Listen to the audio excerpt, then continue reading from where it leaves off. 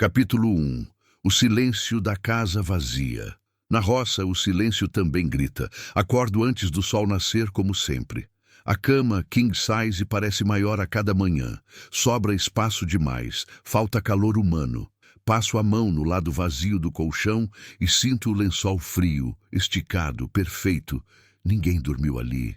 Ninguém dorme ali faz 4 anos. Me levanto devagar, os joelhos estalando no frio da madrugada. A casa range junto comigo, madeira velha conversando com madeira velha. Abro a janela do quarto e o cheiro de terra molhada invade tudo. Choveu de madrugada, aquela chuva fina que mal faz barulho, mas enche os açudes.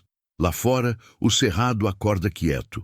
Cigarras ainda dormindo, só o vento mexendo no capim.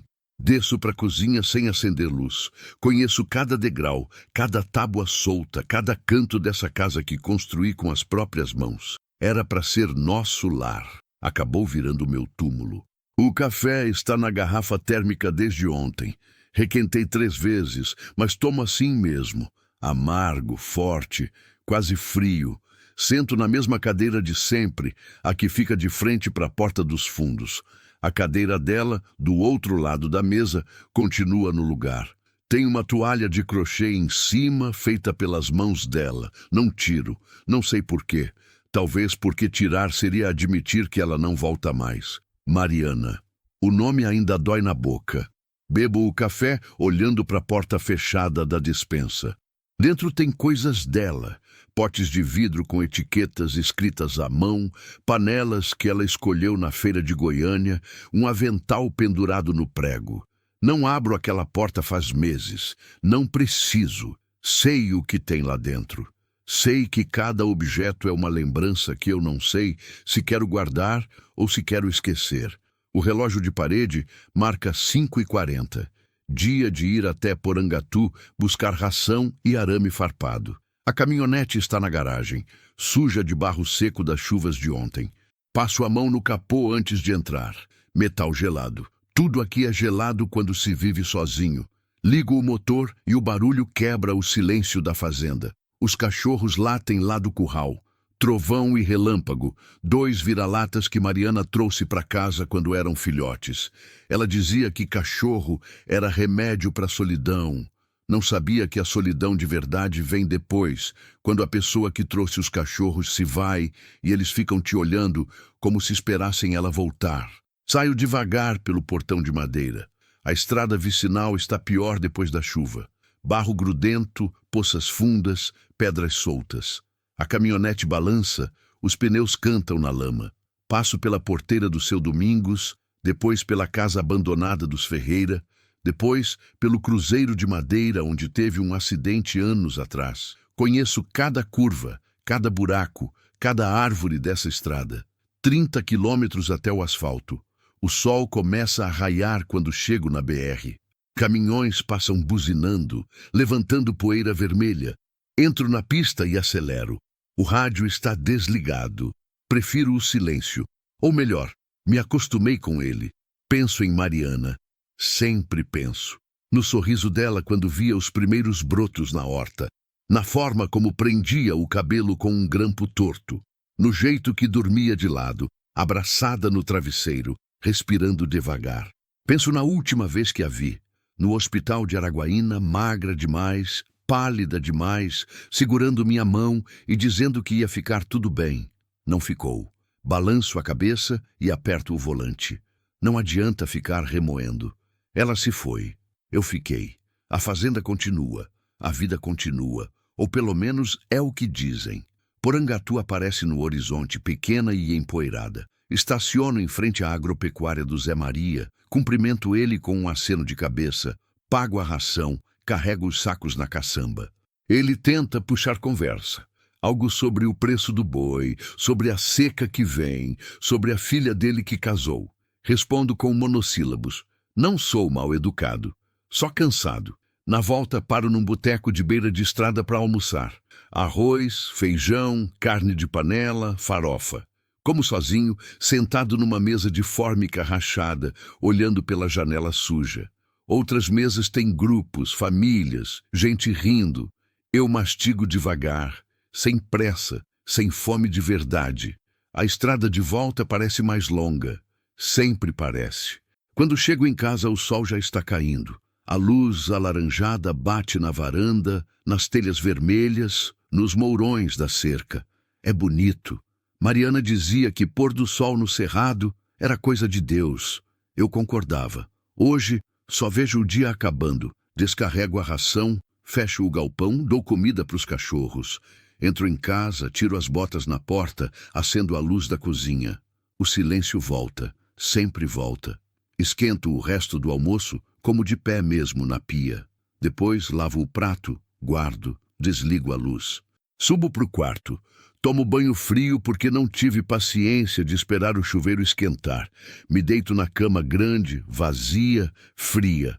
Olho para o teto. As manchas de umidade formam desenhos. Ou talvez eu que invento desenhos porque preciso ver alguma coisa que não seja só escuridão. Fecho os olhos. Amanhã recomeça tudo de novo. Amanhã é sempre igual. Até que não foi. Continue e alongue o próximo 11:34, capítulo 2. A carroça na porteira. O dia começou igual aos outros. Café requentado, silêncio pesado, luz fraca entrando pelas frestas das janelas. Mas tinha algo diferente no ar. Não sei explicar. Talvez fosse o vento que soprava mais forte, trazendo cheiro de chuva distante. Talvez fosse só impressão de homem que vive sozinho tempo demais e começa a inventar sinais onde não tem nada. Estava no curral, consertando a cerca, quando ouvi o barulho. Chiado de roda velha, madeira gemendo, cascos de cavalo batendo devagar na terra. Parei com o martelo no ar, a testa suada, e virei para a estrada. Uma carroça, puxada por um cavalo magro, conduzida por um homem que eu não conhecia. Larguei as ferramentas e caminhei até a porteira. O sol já estava alto, devia ser umas 10 da manhã, e o calor subia do chão feito onda. O homem parou a carroça bem na entrada da fazenda. Não desceu. Só ficou ali, segurando as rédeas, olhando para mim com uma expressão que não consegui decifrar. Cansaço, talvez, ou pressa de ir embora. Bom dia, cumprimentei, tirando o chapéu e limpando o suor da testa. Dia. Ele respondeu seco, a voz rouca de quem fumou a vida inteira. Fiquei esperando ele explicar o que queria, mas o homem só olhou para trás da carroça, deu um suspiro fundo e cuspiu no chão. Vim trazer a moça para trabalhar, disse, como quem anuncia a entrega de um saco de ração. Franzi a testa. Trabalhar? Não tinha pedido ajuda para ninguém. Não tinha combinado nada com ninguém. Acho que o senhor se enganou. Falei, colocando o chapéu de volta. Não pedi ajuda. Não preciso de ninguém aqui. O homem deu de ombros. Foi o que me falaram. Disse que o fazendeiro Caio estava precisando de alguém para limpar o celeiro, arrumar a casa, essas coisas. Trouxe a moça. Se não quiser, problema é seu. Mas ela não volta comigo. A frase ficou pendurada no ar como fumaça de cigarro. Ela não volta comigo. Não foi pedido, não foi pergunta, foi aviso. Espera aí. Levantei a mão, a irritação começando a subir. Que história é essa? Quem combinou isso? O padre lá da vila. Disse que o senhor era homem de bem, que tinha espaço, que precisava de ajuda. A família da moça está em aperto, não tem como sustentar todo mundo. Ela veio trabalhar. É isso. Senti o peso da situação caindo nos ombros. Padre Antônio. Claro, o velho sempre arrumava um jeito de enfiar o nariz onde não era chamado. Devia ter ouvido que eu vivia sozinho e resolveu ajudar do jeito dele, arrumando companhia, serviço, alguma coisa que enchesse o silêncio da casa. Olha aqui, comecei, tentando manter a voz calma. Eu não combinei nada disso, não pedi. E não posso simplesmente aceitar alguém aqui sem saber de nada. O homem suspirou de novo. Impaciente agora.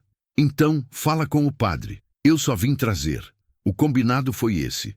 Ele virou a cabeça e chamou. Desce, Helena. Foi quando eu a vi. Ela estava sentada no fundo da carroça, meio escondida atrás de uns sacos de farinha, a cabeça baixa, os ombros curvados como se quisesse desaparecer. Levantou devagar, segurando numa trouxa de pano amarrada com barbante. Vestia um vestido simples, desbotado, remendado nos cotovelos. Os pés estavam sujos de poeira, metidos em sandálias velhas. O cabelo escuro, preso num rabo de cavalo frouxo, caía sobre o rosto. Ela desceu da carroça sem olhar para ninguém. Os pés tocaram o chão e ela ficou ali, parada, a trouxa apertada contra o peito, os olhos fixos na terra. Helena, o homem repetiu, agora com impaciência. Já chegou. Entra aí, faz teu serviço e para de dar trabalho. Ela não respondeu. Não levantou a cabeça. Só ficou ali, imóvel, como se estivesse esperando uma ordem, uma bronca, qualquer coisa que dissesse o que fazer. O homem pegou as rédeas e estalou a língua para o cavalo. Qualquer coisa, manda recado para o padre, disse já virando a carroça. Boa sorte, moça. Vai precisar. E foi embora. Simples assim. Ficamos ali, eu e ela, separados por uns 3 metros de terra batida e um silêncio constrangedor que parecia pesar mais que o calor do meio-dia. Eu não sabia o que dizer. Ela não parecia esperar que eu dissesse nada. Tirei o chapéu de novo, passei a mão no cabelo, respirei fundo. Moça, Helena, é isso? Ela assentiu com a cabeça, um movimento mínimo, quase imperceptível. Olha, eu não sei que história te contaram, mas eu não pedi ajuda. Não combinei nada. Acho que teve um mal-entendido. Silêncio. O senhor não me quer aqui, ela disse, tão baixo que quase não ouvi. A voz era fina, cansada, sem briga. Não era pergunta, era constatação. Não é isso, tentei explicar, mas as palavras saíam tortas. É que eu vivo sozinho aqui. Não tenho estrutura para quê? Para cuidar de alguém? Para dar abrigo? Para não ser mais sozinho? Ela continuou de cabeça baixa, os dedos apertando a trouxa. Vi que as mãos estavam ásperas, calejadas, marcadas por trabalho pesado. Mãos que conheciam enxada, tanque, chão. Se o senhor mandar eu ir embora, eu vou, ela disse, a voz agora ainda mais baixa. Mas não tenho para onde ir. A frase me acertou no peito como soco. Olhei para ela de novo, de verdade, dessa vez. Reparei nas roupas velhas, nos ombros magros, na postura de quem estava acostumada a ser invisível. Reparei no jeito que ela segurava a trouxa, como se aquilo fosse tudo que ela tinha no mundo, e provavelmente era. Pensei em Mariana, no jeito que ela sempre insistia que eu ajudasse quem precisava. Caio, a gente tem tanto, a gente pode dividir. Ela dizia isso sempre, sempre. Suspirei fundo. Tá bom. Falei, colocando o chapéu de volta. Fica. Mas vamos conversar direito. Entender o que é isso aqui. Vem. Ela levantou a cabeça pela primeira vez. Os olhos eram escuros, fundos, cheios de uma tristeza antiga. Não eram olhos de moça nova. Eram olhos de quem já tinha visto demais, carregado demais, chorado demais. Obrigada, senhor, sussurrou. Caio. Me chama de Caio. Ela assentiu de novo, mas não repetiu o nome. Comecei a andar em direção à casa e ouvi os passos dela atrás, lentos, hesitantes, quase pedindo desculpa por existir. Os cachorros vieram correndo, latindo, mas pararam quando viram que eu estava calmo. Farejaram Helena, que ficou tensa, e depois voltaram para o canto deles. Abri a porta da cozinha e fiz sinal para ela entrar. Ela hesitou na soleira, olhando para dentro como se estivesse invadindo o território sagrado. Entra, repeti. Fica à vontade. Ela entrou devagar, os olhos percorrendo a cozinha grande, a mesa de madeira, o fogão a lenha, a pia de pedra. Tudo limpo, mas vazio. Tudo funcionando, mas morto. Senta, indiquei uma cadeira. Ela sentou na ponta, a trouxa no colo, as mãos ainda apertadas no tecido. Peguei a garrafa térmica, servi 2 copos de café. Coloquei um na frente dela. Ela olhou para o copo, depois para mim, como se não acreditasse que aquilo era para ela. Bebe, falei. Deve estar cansada. Ela pegou o copo devagar, tomou um gole pequeno, cauteloso. Vi a garganta dela engolir com dificuldade, os olhos marejando de repente. Quando foi a última vez que comeu? Perguntei. Ela abaixou a cabeça de novo. Ontem de manhã tinha um pedaço de pão. Senti a raiva subir, não dela, de quem tinha deixado ela nesse estado. Levantei, abri a geladeira, peguei queijo, pão, manteiga, montei um sanduíche rápido, coloquei num prato, botei na frente dela. Come! Ela olhou para o prato como se fosse uma armadilha. Pode comer, insisti. Não vou cobrar nada. Ela pegou o sanduíche com as 2 mãos e deu uma mordida. Depois outra. Depois começou a comer mais rápido, os olhos fechados, como se cada pedaço fosse bênção. Não falou nada, só comeu. Fiquei ali de pé, encostado na pia, olhando aquela moça magra devorando um sanduíche na minha cozinha. E pensei, o que foi que o padre arrumou para mim? Quando ela terminou, limpou a boca com as costas da mão e murmurou, desculpa, eu estava com muita fome. Não precisa pedir desculpa por ter fome. Falei, a voz saindo mais grossa que eu queria. Ela assentiu, mas não levantou os olhos. Me explica uma coisa. Sentei na cadeira do outro lado da mesa. Quem te mandou aqui? Por que você? Ela respirou fundo, os dedos voltando a apertar a trouxa. Minha família, meu pai e minha madrasta. Disseram que eu tinha que trabalhar, que eu não estava fazendo nada de útil em casa, que eu era peso, que eu não prestava mesmo para mais nada. A voz dela tremia, mas não quebrou. Minha irmã é bonita, todo mundo gosta dela. Eu sou a feia. Aqui sobra, aqui ninguém quer. Então me mandaram para cá, para limpar o celeiro. Disseram que era isso que eu servia, para trabalho pesado, para sumir. Cada palavra era uma pedra caindo, pesada, dura, definitiva. Fiquei em silêncio, não sabia o que dizer. Não tinha palavras para consertar o que tinham quebrado nela. Olha para mim, pedi. Ela hesitou, mas obedeceu. Levantou os olhos escuros, molhados, cheios de vergonha. Você não é feia, falei direto sem rodeio. E você não é peso. Entendeu? Ela piscou confusa, como se eu tivesse falado em outra língua. O senhor não precisa mentir. Não estou mentindo. E não me interessa o que tua família disse. Aqui você não é a que sobra. Aqui você é Helena. E Helena vai ser tratada com respeito. Vi a garganta dela engolir em seco. Vi os olhos encherem mais ainda. Mas ela não chorou. Só assentiu. Muda. Agora, levantei da cadeira. Vamos ver esse tal celeiro. Saímos da casa e caminhamos até os fundos da propriedade. O celeiro era uma construção antiga, de madeira escura, com telhas de barro e portas grandes que rangiam. Tinha ferramentas velhas, feno empilhado, sacos de adubo, cordas, carroças quebradas. Estava bagunçado, empoeirado, cheio de teia de aranha. Mas não estava sujo de verdade, só abandonado. Disseram que eu tinha que limpar tudo isso. Helena falou baixinho, olhando ao redor com os olhos arregalados. E dormir aqui. Dormir aqui? Repeti, incrédulo. Ela assentiu. Disseram que era meu lugar, que eu não precisava de cama, não precisava de quarto, que aqui estava bom. A raiva voltou, fervendo. Pois não vai dormir aqui, falei firme. Tem um quarto vago na casa. Pequeno, mas tem cama, tem janela, tem porta. É teu agora. Ela me olhou como se eu tivesse dito que ela ia morar num palácio. Mas o senhor...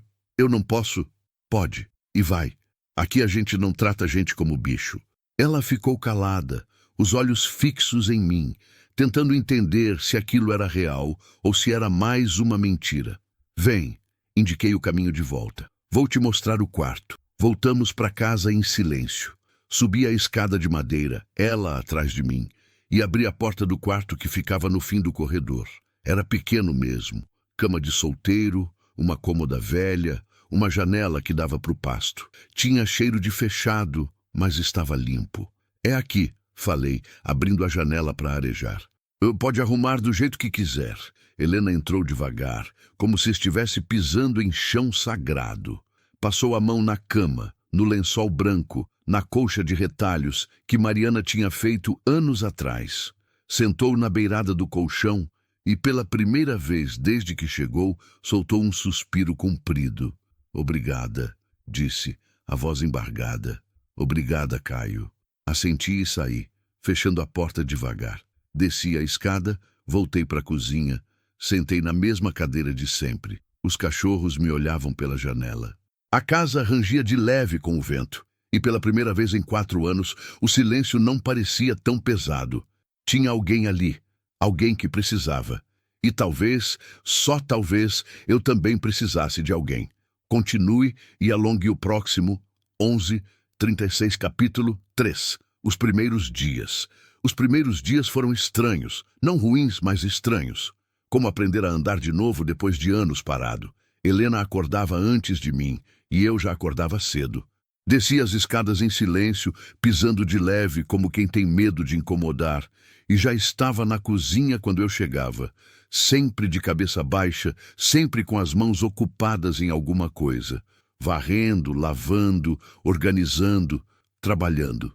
No segundo dia, quando desci, ela já tinha feito café novo. O cheiro encheu a casa inteira. Café fresco, forte, perfumado. Não era o café requentado que eu tomava fazia anos. Era café de verdade, feito com cuidado, com atenção. Parei na porta da cozinha, só observando. Ela estava de costas, mexendo a colher no bule de alumínio, o cabelo preso com o mesmo laço gasto de sempre. "Bom dia", falei, e ela se assustou, quase deixando a colher cair. "Bom dia, Caio", respondeu rápido, a voz ainda baixa. "Fiz café. Espero que tenha ficado bom. Cheiro tá ótimo", falei, pegando uma caneca. "Obrigado." Ela assentiu, mas não sorriu. Ainda não sorria. Talvez tivesse esquecido como. Servi a caneca, tomei o primeiro gole. Estava perfeito, forte na medida, quente, do jeito que eu gostava. Melhor que o meu, muito melhor. "Tá muito bom", disse, e vi o ombro dela relaxar um pouco, como se tivesse segurado a respiração, esperando a resposta. Sentei na mesa, ela ficou em pé perto do fogão. Bebi o café devagar, sentindo o calor descer pela garganta. Olhei para a cadeira vazia do outro lado, a que tinha a toalha de crochê. Helena seguiu meu olhar, mas não disse nada. "Senta", pedi. "Toma café comigo." Ela hesitou. "Eu já tomei, Caio, bem cedinho. Então toma de novo, ou só senta. Não precisa ficar de pé." Ela pegou uma caneca pequena, serviu um pouco de café, quase nada, e sentou na ponta da cadeira, longe da mesa, como quem pode precisar levantar a qualquer momento. Segurou a caneca com as 2 mãos, os olhos fixos no líquido escuro. O silêncio voltou, mas não era ruim. Era apenas novo, diferente. Tinha outra pessoa respirando no mesmo espaço. Tinha movimento, presença, vida. "Hoje eu vou para a cidade buscar umas coisas", falei, terminando o café. "Você precisa de alguma coisa?" Ela levantou os olhos rápido, surpresa. "Eu? Não, senhor. Não preciso de nada." "Caio", corrigi de leve. "E todo mundo precisa de alguma coisa. Roupa, sapato, algum produto?" Ela apertou a caneca. "Não quero dar trabalho." "Não é trabalho, é pergunta." Ela ficou em silêncio por um momento longo. Os dedos tamborilavam nervosos na caneca. Eu só tenho essa roupa", admitiu, a voz quase um sussurro. "E essa outra que tá na trouxa. Mas eu posso lavar todo dia. Não precisa comprar nada, não." Olhei para ela de novo. O vestido que usava era o mesmo de ontem, só que mais amarrotado. Desbotado nas costuras, remendado no ombro, limpo, mas velho, muito velho. "Vou trazer umas coisas", falei, me levantando. "Roupa, calçado, o que precisar." "Caio, eu não tenho como pagar. Não pedi para pagar.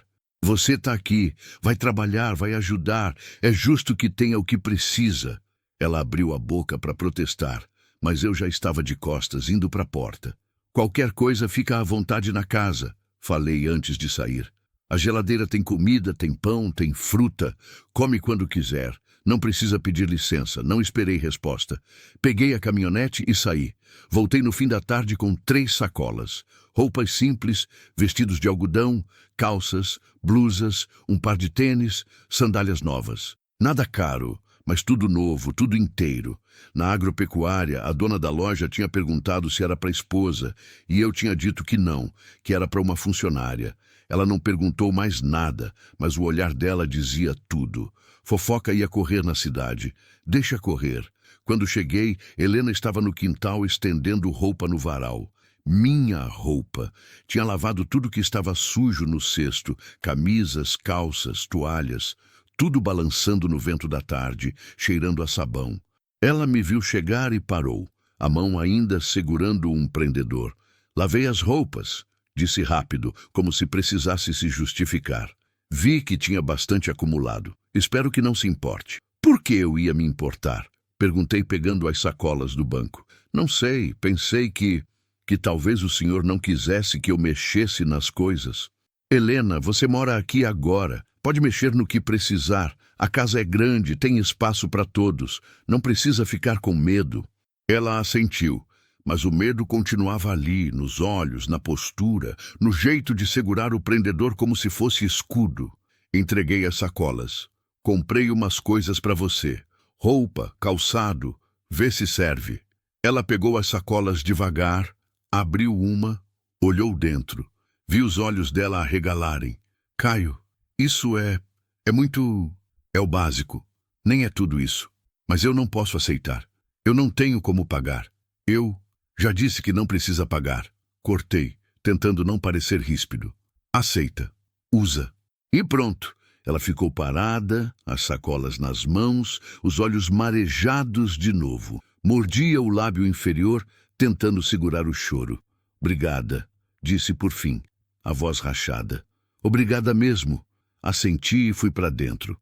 Deixei ela sozinha com as sacolas. Às vezes a gente precisa de um momento só nosso para processar gentileza, principalmente quando a gente não está acostumado com ela. Naquela noite, Helena apareceu para jantar com um dos vestidos novos. Era simples. Azul claro, manga curta na altura do joelho, mas estava limpo, inteiro e caía bem nela. Tinha penteado o cabelo diferente, prendido com um elástico que também estava nas sacolas. Parecia outra pessoa. Não mais nova, mas menos cansada, menos invisível. Ficou bom, comentei, colocando o prato na mesa. Ela corou, a mão subindo para o cabelo. Obrigada. Fazia tempo que eu não usava roupa nova. Sentamos para comer. Arroz, feijão, ovo frito, salada. Comida simples, mas farta. Helena comia devagar, mastigando direito, como quem ainda não acredita que pode repetir. Eu tentava não olhar muito, mas era difícil. Ela tinha algo... não sei explicar. Não era beleza no sentido comum. Era outra coisa. Dignidade, talvez. Força escondida embaixo da fragilidade. Você tem família na cidade? Perguntei, quebrando o silêncio. Ela parou de mastigar por um segundo. Tenho. Meu pai, minha madrasta, minha irmã. Mas... hesitou. A gente não se fala muito. Quer dizer, eles não falam muito comigo. Por quê? Ela empurrou o arroz no prato com o garfo. Porque eu não sou como minha irmã. Ela é bonita, simpática, todo mundo gosta dela. Eu sempre fui diferente, quieta demais, feia demais. Dava trabalho sem dar lucro, meu pai dizia.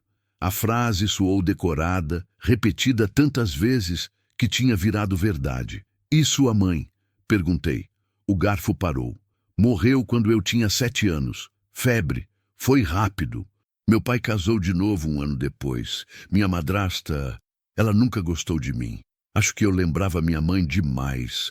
Ela sempre deixou claro que eu era a sobrando, a que atrapalhava, a que tinha que sumir. Ela falava sem emoção, como quem conta a história de outra pessoa. Mas eu via a dor ali, escondida nas pausas, nos silêncios entre as palavras. Minha irmã é filha dela, filha de verdade, sabe? Então, sempre teve tratamento diferente, roupa melhor, comida melhor. Atenção. Eu fiquei com o resto, e o resto nunca é muito. Terminei de comer e encostei na cadeira. E como foi parar aqui? Ela deu um suspiro fundo. Meu pai estava devendo para o padre. Obra na igreja, essas coisas. O padre disse que conhecia um fazendeiro que precisava de ajuda. Meu pai topou na hora. Disse que era a chance de eu ser útil em alguma coisa.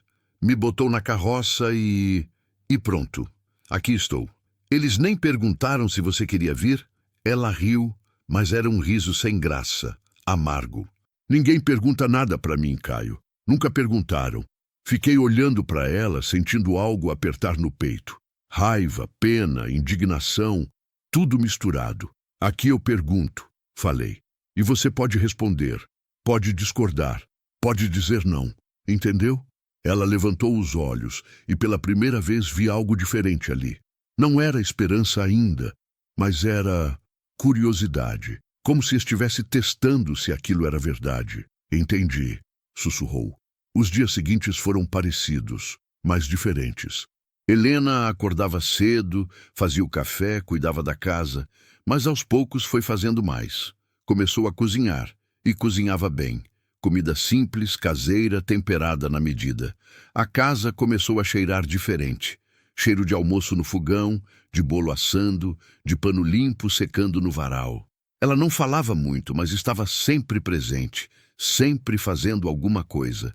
Como se tivesse medo de parar e descobrir que aquilo tudo era sonho. Eu tentava conversar. Perguntava sobre coisas pequenas, se tinha dormido bem, se precisava de algo, se queria ajuda. Ela respondia sempre baixo, sempre educada, sempre agradecida, mas não se abria. Ainda não. Uma tarde, encontrei ela no celeiro.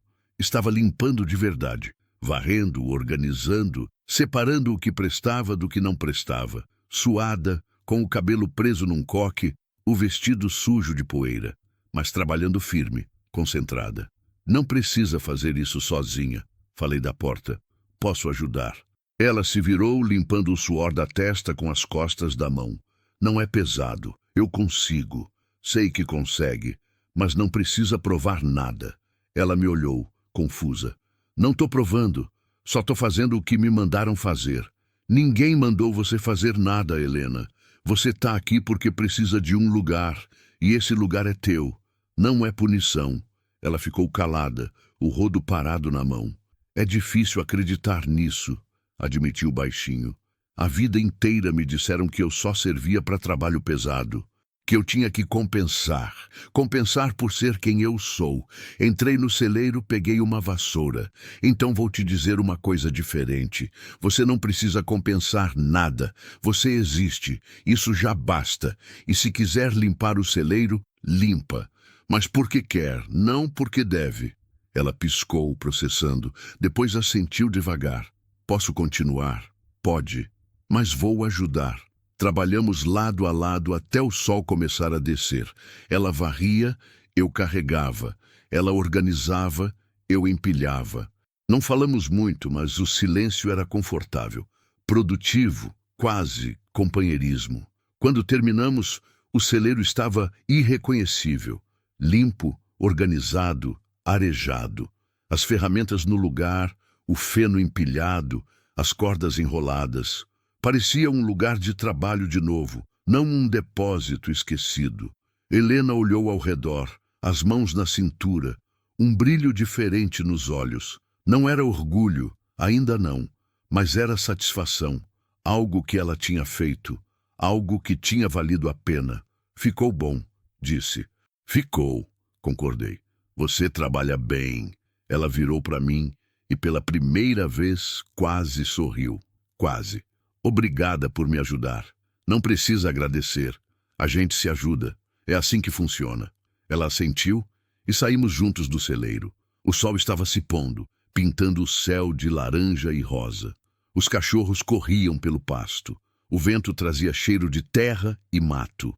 E caminhando lado a lado em direção à casa, percebi que tinha algo mudando. Devagar, quase imperceptível, mas mudando. A casa não era mais só minha. O silêncio não era mais tão pesado. E Helena, a moça que tinham chamado de feia, de peso, de inútil, começava a ocupar espaço. Não como empregada, como pessoa. E talvez, só talvez, fosse isso que eu precisava o tempo todo. Alguém que me lembrasse que ainda dava para viver. Não só sobreviver. Viver continue e alongue o próximo 11:38, capítulo 4, quando o céu desaba. A mudança veio sem aviso, como sempre vem. Tinha sido uma semana tranquila. Helena estava se soltando aos poucos, ainda cautelosa, ainda medindo cada palavra, mas menos tensa. Às vezes, pegava ela cantarolando baixinho enquanto lavava louça ou olhando pela janela da cozinha com uma expressão que não era mais só tristeza. Era algo próximo de paz, frágil, mas real. Naquela manhã, acordei com um peso no ar, literal. A pressão atmosférica tinha mudado, o tipo de mudança que faz os ossos doerem e os animais ficarem inquietos. O céu estava carregado, nuvens grossas e escuras, empilhadas no horizonte como montanhas de chumbo, cheiro de chuva forte no vento. Vai cair o mundo, murmurei, olhando pela janela do quarto. Desci e encontrei Helena já na cozinha, como sempre. Mas ela também olhava para fora, a testa franzida, as mãos apertando a caneca de café. Vai ter tempestade, disse quando me viu. Grande. É, concordei, servindo café. E por isso eu vou ter que ir até o pasto do fundo. Tenho gado lá, preciso trazer para o curral antes da água subir. O córrego enche rápido quando chove assim. Ela assentiu, mas vi a preocupação nos olhos dela. Quanto tempo você demora? Umas 3 horas, ida e volta. Depende de quantas cabeças eu encontrar. Por quê? Só... Tome cuidado. Esse céu não tá bom. Algo na voz dela me fez pausar. Não era medo comum. Era algo mais profundo. Instintivo. Fica tranquila. Tentei acalmar. Já passei por chuva pior. A caminhonete aguenta. Ela não pareceu convencida, mas não insistiu. Terminei o café rápido, vesti a capa de chuva, peguei as chaves e saí. Os cachorros me seguiram até o portão, mas mandei eles voltarem. Não queria eles perdidos no temporal. A estrada vicinal estava seca ainda, mas poeirenta. O vento levantando redemoinhos de terra. Acelerei, querendo chegar logo. O pasto do fundo ficava a uns 15 quilômetros, seguindo por uma estrada de terra que cortava a fazenda e depois entrava no mato. Era longe, mas necessário. Tinha boas pastagens lá e o gado engordava bem. Quando cheguei, o céu já estava quase preto. Os primeiros pingos começaram a cair, grossos, pesados, barulhentos no capô da caminhonete. Achei 10 cabeças de gado, toquei elas para o curral improvisado que tinha ali perto. Fechei a porteira, voltei correndo para a caminhonete. E foi quando a chuva desabou. Não foi gradual. Foi como se alguém tivesse virado um balde gigante do céu. Chuva densa, violenta, ensurdecedora. A visibilidade caiu para menos de 3 metros.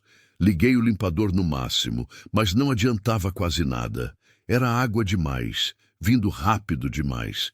Liguei a caminhonete e comecei a voltar, devagar, tentando enxergar a estrada. Os pneus derrapavam na lama que se formava rápido, o volante puxava para os lados. Raios cortavam o céu, trovões explodiam tão perto que faziam o chão tremer. O vento sacudia a caminhonete, empurrando ela de lado. Calma, falei comigo mesmo, as mãos apertadas no volante. Vai com calma, mas não tinha calma naquilo. A chuva só aumentava, a estrada virou rio de lama e o pior, na descida, antes da ponte do córrego, tinha um trecho que sempre alagava, sempre. Eu sabia disso, mas não tinha outro caminho. Quando cheguei lá, o coração afundou. A água já cobria a estrada. Não dava para ver onde a ponte começava, onde o barranco terminava. Era tudo uma coisa só. Água marrom, correndo rápido, levando galhos e lixo. O córrego tinha virado rio em questão de minutos. Parei a caminhonete, o motor roncando, os faróis iluminando a cortina de água. Fiquei ali, parado, calculando. Podia tentar passar. A ponte era de concreto, segura. Já tinha passado com água assim antes. Mas também já tinha visto gente se ferrar tentando. Olhei para o retrovisor. Voltar não era opção. A estrada atrás também já devia estar alagada. Ficar ali esperando era pedir para a água subir mais e me cercar de vez. Droga, murmurei. Não tinha escolha. Engrenei a marcha reduzida, respirei fundo e avancei. A caminhonete entrou na água devagar. Os pneus perderam tração quase imediatamente. A correnteza empurrava o veículo de lado, tentando me tirar da ponte. Segurei firme o volante, acelerando o suficiente para manter movimento, mas não tanto que perdesse controle. A água batia na porta. Entrava pelo assoalho, gelada. O barulho era ensurdecedor. Motor, chuva, correnteza, trovão, tudo junto. Meu coração batia descompassado. Suor escorria pela testa apesar do frio. Vamos, vamos! Falei pros dentes, pros pneus, pra estrada. Só mais um pouco. E então senti. O pneu traseiro direito escorregou. A traseira da caminhonete girou de lado, puxada pela correnteza. Tentei corrigir, mas foi tarde. A caminhonete saiu da ponte, derrapou pro acostamento e num segundo estava inclinada, metade dentro d'água, metade na terra, presa entre pedras e lama. O motor morreu. Silêncio. Só a chuva martelando no teto de metal. Tentei dar partida, nada. Tentei de novo, nada. A água tinha entrado no motor, não ia ligar mais. Não, não, não, não, repeti, virando a chave de novo e de novo, cada vez mais desesperado. Mas era inútil. Olhei pela janela, a água subia. Rápido, já batia na metade da porta. A caminhonete estava presa, inclinada, e se a água continuasse subindo, ia me cercar. Ia me afogar ali dentro. O medo veio de uma vez. Frio, apertado, real. Peguei o celular, sem sinal, claro. No meio do nada, debaixo de tempestade. Sem sinal, empurrei a porta, travada pela pressão da água. Empurrei de novo, usando o ombro, a força toda. A porta cedeu um pouco, água entrando pela fresta. Empurrei mais, até conseguir abrir o suficiente para sair. A correnteza quase me derrubou assim que coloquei o pé fora, gelada, forte, puxando minhas pernas. Me agarrei na porta, respirando rápido, o coração disparado. A chuva caía como chicote no rosto, cegando, sufocando. Pensa! Falei para mim mesmo, tentando controlar o pânico. Pensa! Olhei ao redor. A ponte estava ali, uns 3 metros à frente, mas entre eu e ela tinha a correnteza. Se eu tentasse atravessar e caísse, a água me levava. E lá na frente tinha pedras, troncos, quedas. Não ia sobreviver, mas ficar ali também não era opção. Comecei a me mover, devagar, segurando nas pedras, nos galhos, em tudo que encontrava. Cada passo era luta. A água puxava, o barro escorregava, os raios iluminavam tudo num branco cegante, seguido de escuridão total. Caí 2 vezes, me levantei 2 vezes, as mãos sangravam arranhadas nas pedras, as pernas tremiam de frio e cansaço, mas continuei. Não sei quanto tempo levou, pareceram horas, devem ter sido minutos. Quando finalmente subi na estrada de novo, do outro lado da ponte, desabei de joelhos na lama, tossindo, tremendo, encharcado até os ossos. Vivo, mas longe de casa, a pé, no meio de um temporal que não dava sinais de parar. Comecei a andar. Não tinha outra escolha. A fazenda estava a uns 10 quilômetros dali. 10 quilômetros de estrada de barro, debaixo de chuva torrencial, sem abrigo, sem nada. Só tinha eu, a tempestade e a esperança de chegar inteiro. Os primeiros quilômetros foram os piores. A chuva não dava trégua. O vento jogava água de lado, de frente, de todo lugar. Meus pés afundavam na lama a cada passo. A capa de chuva tinha rasgado nas pedras, não protegia mais. A roupa grudava no corpo, pesada, gelada. Cada raio me fazia parar, o coração disparado, esperando o trovão que vinha sempre alguns segundos depois, rachando o céu. Pensei em Mariana. Pensei que talvez fosse morrer ali, sozinho, na lama, e ninguém ia saber. Pensei em Helena, esperando em casa, olhando pela janela, se perguntando se eu ia voltar. Essa última imagem me fez continuar. Um passo, outro, mecânico, automático, sem pensar, só andando. A chuva começou a diminuir quando já estava escurecendo. Não parou, mas ficou menos violenta. A visibilidade melhorou um pouco. Reconheci a cerca do pasto próximo da casa. Faltava pouco, muito pouco. Acelerai o passo, cambaleando. As pernas não respondiam direito. O corpo todo doía, mas estava quase lá. Quando a casa apareceu no horizonte, iluminada pela luz fraca da varanda, senti um alívio tão grande que quase desabei de novo. Mas tinha algo errado. Helena estava na varanda, de pé, debaixo da chuva, olhando para a estrada, sem capa, sem guarda-chuva. Só ela, encharcada, os braços cruzados, o rosto virado para a escuridão. Quando me viu, ela correu. Correu na chuva, na lama, sem pensar. Correu até mim, os olhos arregalados, a respiração ofegante. "Caio!" gritou, a voz quebrando. "Caio, você tá bem?" "Tô", consegui dizer, a voz rouca. "Tô vivo." Ela parou na minha frente, as mãos indo para o meu rosto, para os meus ombros, me examinando como se procurasse feridas. Eu achei que... A voz dela falhou. "Achei que você não ia voltar. Achei que tinha acontecido alguma coisa. Eu fiquei esperando e você não chegava e a chuva não parava e eu... Ela desabou. Chorou ali mesmo, na chuva, na minha frente. Todo o medo e a tensão saindo de uma vez. Coloquei a mão no ombro dela, tentando acalmá-la. "Tá tudo bem", falei baixo. "Eu tô aqui." "Tô bem." Ela levantou o rosto molhado, os olhos vermelhos. "A caminhonete presa na ponte. Motor afogado. Vou ter que ir buscar depois." Ela assentiu, limpando o rosto com as costas da mão. Depois pegou meu braço e puxou. "Vem, precisa entrar. Tirar essa roupa, se aquecer. Vem." Entramos juntos, ela me segurando como se eu fosse cair a qualquer momento. Talvez eu fosse. Mal conseguia sentir as pernas.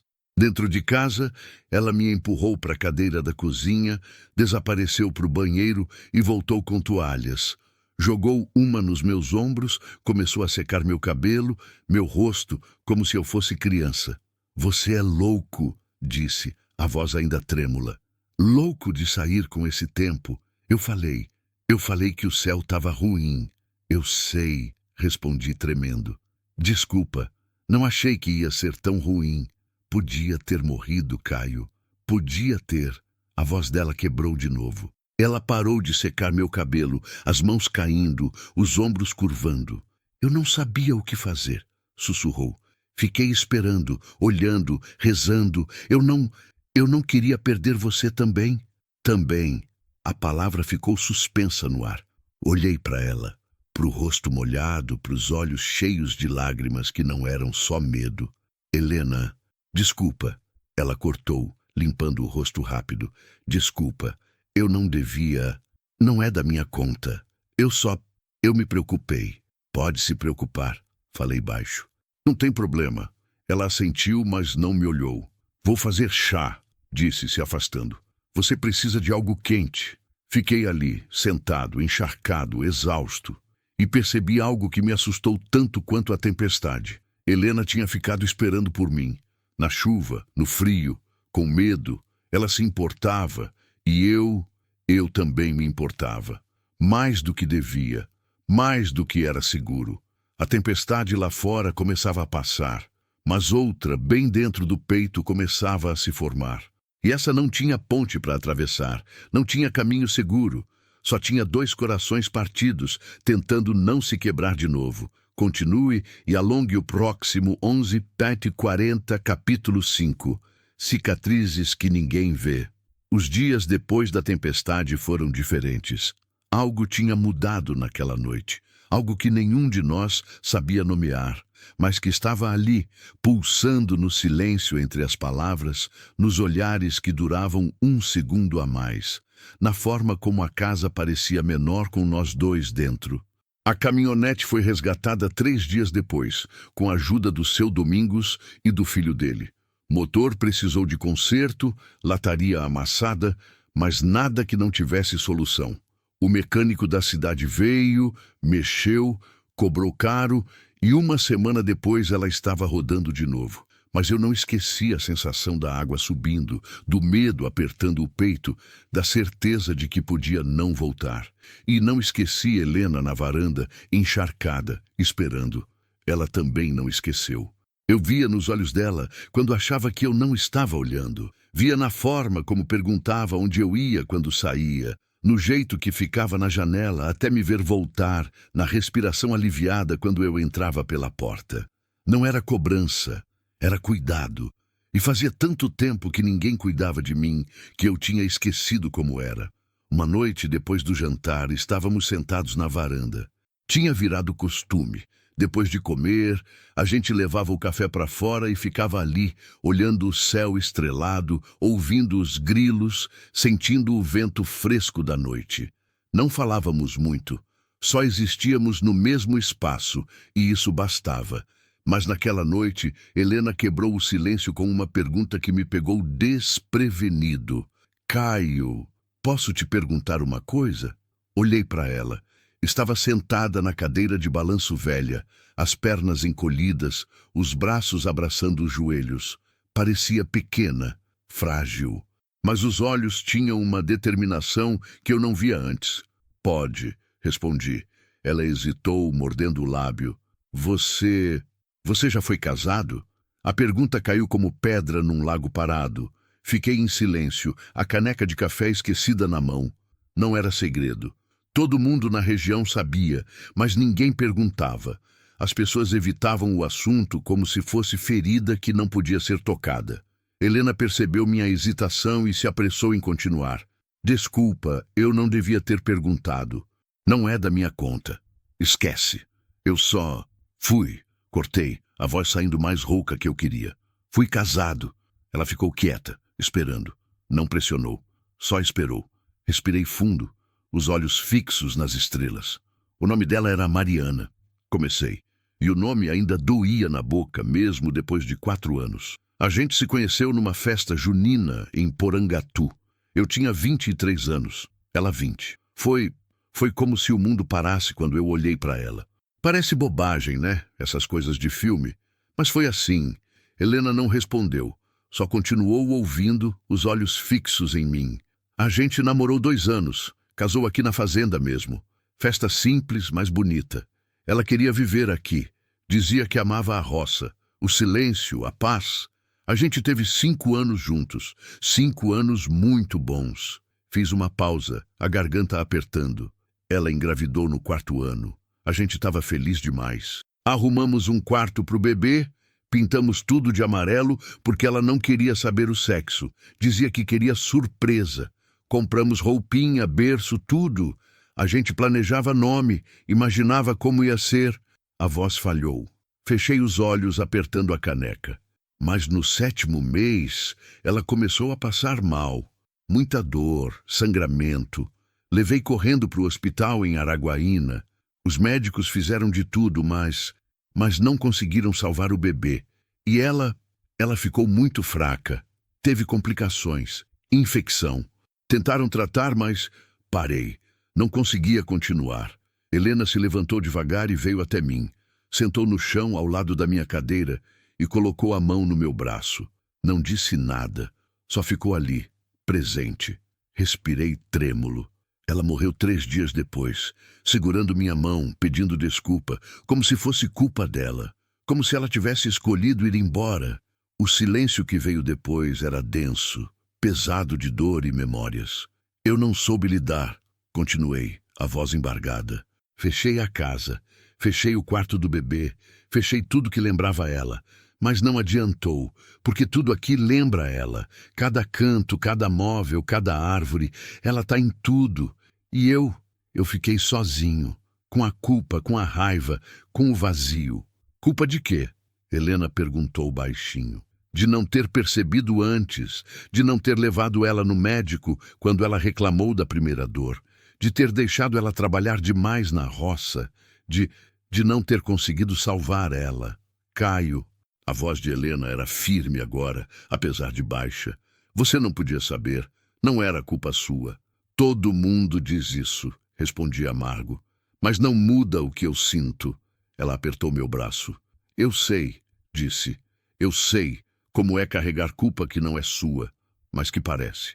Eu sei como é sentir que você não é suficiente, que você falhou, que você não merece nada de bom porque não conseguiu salvar quem você amava. Olhei para ela, surpreso. Tinha lágrimas nos olhos dela também. Minha mãe morreu na minha frente, continuou, a voz trêmula, mas firme. Eu tinha 7 anos. Ela estava com febre alta, delirando. Meu pai tinha ido para a cidade. Minha madrasta ainda não existia. Era só eu e ela. Eu tentei ajudar. Peguei água, coloquei pano molhado na testa dela, rezei tudo o que eu sabia. Mas ela morreu. E eu fiquei achando a vida inteira que se eu tivesse feito algo diferente, se eu fosse melhor, mais esperta, mais útil, ela teria ficado. As lágrimas escorriam agora. Meu pai nunca me perdoou. Ele nunca disse com palavras, mas eu via nos olhos dele. Eu era a lembrança viva do que ele perdeu. Por isso ele casou de novo tão rápido. Por isso ele me tratava como peso, porque eu lembrava ela, porque eu não consegui salvá-la. Meu coração se partiu de novo, mas dessa vez não era só por mim. Desci da cadeira e sentei no chão ao lado dela. Peguei a mão dela entre as minhas, pequena, áspera, tremendo. Não foi culpa sua, disse, firme. Você era criança. Você fez tudo o que podia, e sua mãe, ela te amava. Tenho certeza disso, ela não te culparia nunca. Helena soluçou, a cabeça caindo no meu ombro. Então por que é tão difícil acreditar nisso? Porque a gente sempre é mais duro com a gente mesmo, respondi a voz embargada. Porque é mais fácil carregar culpa do que aceitar que algumas coisas a gente não controla, que algumas perdas não têm culpado, que a vida é injusta e dói e continua, mesmo quando a gente não quer. Ficamos ali, sentados no chão da varanda, abraçados, chorando juntos as perdas que cada um carregava sozinho há tanto tempo. Não sei quanto tempo passou. Talvez minutos, talvez horas, mas quando finalmente nos separamos, algo tinha mudado. As cicatrizes ainda estavam lá, sempre estariam, mas agora não eram só nossas, eram compartilhadas, e dor compartilhada pesa menos. Helena limpou o rosto com as costas da mão, deu um sorriso trêmulo. Desculpa por chorar assim. Eu não queria... Não pede desculpa, cortei. Nunca pede desculpa por sentir. Ela assentiu, os olhos inchados, mas mais leves. Obrigada, disse, por me contar, por confiar em mim. Obrigada a você, respondi, por me lembrar que eu não sou o único que carrega peso. Ela sorriu de novo, um pouco mais firme agora. A gente é bem quebrado, né? Dei uma risada curta, sem humor. É, bem quebrado. Mas a gente tá aqui. Tá, concordei. A gente tá aqui. Depois daquela noite, algo mudou entre nós. As conversas ficaram mais fáceis, mais profundas. Helena começou a falar mais sobre a infância, sobre a mãe, sobre os anos vivendo na sombra da irmã mais bonita, mais amada, sobre como tinha aprendido a ser invisível, porque era mais seguro do que ser vista e rejeitada. Eu também falei sobre Mariana, sobre o bebê que nunca nasceu, sobre os dias depois do enterro, quando eu quase desisti de tudo, sobre como a fazenda tinha virado prisão e refúgio ao mesmo tempo, sobre a solidão que dói, mas que também protege. E aos poucos, sem perceber, fomos preenchendo os vazios um do outro. Não completamente. Cicatriz não some, mas fomos tornando a dor mais suportável, a solidão menos pesada, a casa menos silenciosa. Uma tarde, encontrei Helena no quarto que tinha sido preparado para o bebê. A porta estava entreaberta. Eu nunca tinha trancado, só nunca tinha entrado. Ela estava lá dentro, limpando a poeira, abrindo a janela, deixando luz entrar. Parei na porta, o coração apertado. Helena, ela se virou, as mãos sujas de pó. Desculpa, Caio. Eu sei que você não abre essa porta, mas eu achei que talvez fosse hora. Achei que deixar o quarto fechado é como deixar a dor presa também. E dor presa não sara, ela só apodrece. Fiquei em silêncio, olhando ao redor. O berço ainda estava ali, coberto por lençol branco. As paredes amarelas desbotadas, os desenhos de animais que Mariana tinha pintado à mão, a cadeira de balanço no canto, tudo parado no tempo, tudo esperando uma vida que nunca chegou. Eu não sei se consigo, admiti, a voz rouca. Helena veio até mim, pegou minha mão. Não precisa conseguir sozinho. disse. Eu tô aqui. A gente faz junto, devagar, no teu tempo. Olhei para ela, para os olhos escuros e fundos que tinham visto tanta dor quanto os meus, para os ombros que carregavam tanto peso quanto os meus, para as mãos calejadas que conheciam trabalho, perda, reconstrução. E percebi que ela não era mais a moça que tinha chegado na carroça de cabeça baixa, se desculpando por existir. Era alguém forte, alguém que tinha sobrevivido, alguém que entendia, alguém que, sem que eu percebesse, tinha se tornado essencial. Tá bom, sussurrei. Vamos fazer junto. Entramos no quarto lado a lado. Ela abriu o berço, tirou o lençol, expôs a madeira clara embaixo. Eu peguei os desenhos da parede, guardei com cuidado numa caixa. Trabalhamos em silêncio, cada um respeitando a dor do outro, mas não deixando ela nos paralisar. Quando terminamos, o quarto estava vazio. Não triste, só vazio, esperando novo propósito, novo sentido. Obrigado, disse olhando para Helena. Pelo quê?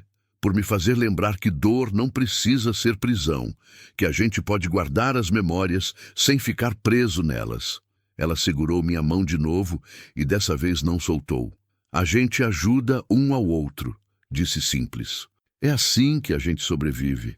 E ali, naquele quarto vazio, que um dia ia ser cheio de vida, mas nunca foi, entendi algo importante.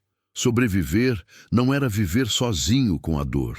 Era encontrar alguém que entendia a dor, que respeitava a cicatriz, que não tentava consertar, só tentava estar junto. E talvez, só talvez, a gente pudesse construir algo novo, não em cima das ruínas, mas ao lado delas, respeitando o que foi, mas permitindo o que ainda podia ser. Continue e alongue o próximo 11:42, capítulo 6, quando a vila começa a falar. A mudança não passou despercebida. Em cidade pequena, nada passa. Começou com olhares. Quando ia à cidade buscar mantimentos, sentia os cochichos atrás de mim. Seu Zé, da agropecuária, perguntava como estava a moça que estava ajudando lá. Dona Lourdes, do mercadinho, fazia perguntas indiretas sobre se eu precisava de mais alguém para ajudar na casa. O padre Antônio me parou na praça uma tarde, a mão pesada no meu ombro, os olhos cheios de significado. Caio, meu filho, como estão as coisas na fazenda? A Helena está se adaptando bem? Está, padre, respondi tentando manter a voz neutra. Trabalha bem, ajuda bastante. Que bom, que bom.